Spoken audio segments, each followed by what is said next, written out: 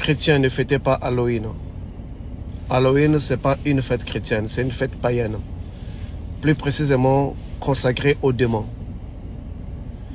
Chaque cérémonie que vous faites pendant cette fête est un culte dédié aux démons. Chaque objet que vous utilisez, les statues, les images, constituent là des autels qui par la suite sont localisés par des esprits impurs, que nous appelons des démons, qui vont venir exactement vivre à l'endroit où des statues, où les autels ont été bâtis pour eux.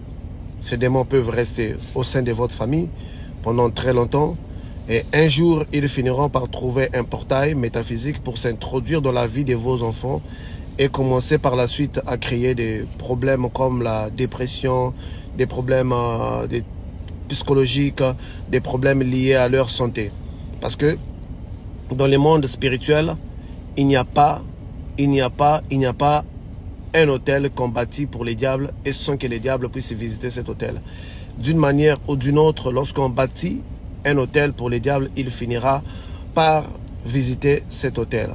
Vous êtes chrétien, cette fête d'Halloween, elle est à la base des comportements non explicables de nos enfants aujourd'hui. Aujourd'hui, on voit des enfants de 13, des enfants de 15, des enfants de 20, des enfants de moins même de 10 ans qui se suicident. D'où vient ça?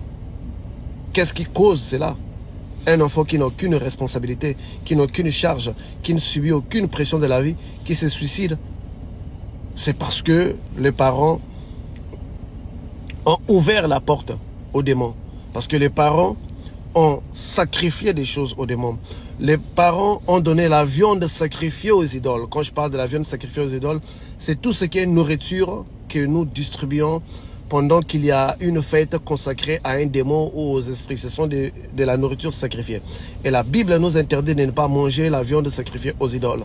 Mais les parents chrétiens, surtout chrétiens, méfiez-vous, ne fêtez pas Halloween, n'embarquez pas vos enfants dans cette histoire. Sinon, à la longue, vous finirez par perdre le contrôle de vos enfants qui, au départ, étaient arrivés très sains dans ce monde, mais vous finirez par les détruire. C'est de notre responsabilité, étant que parents, de protéger nos enfants contre les dangers physiques et contre les dangers spirituels. Là, vous êtes au courant de cela.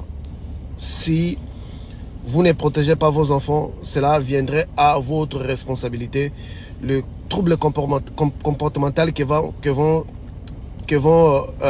va subir votre enfant serait sous votre responsabilité.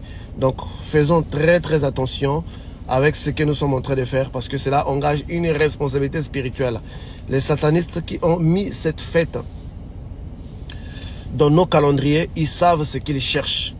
Et si vous regardez la statue de Baphomet, vous allez voir à côté de cette statue-là, il y a deux enfants, il y a une fille et il y a un garçon. Donc, la cible, c'est nos enfants. Satan cible nos enfants. Alors, fermons les portes, veillons sur leur salut, veillons sur leur vie spirituelle comme physique. Je vous remercie pour cette collaboration. Merci.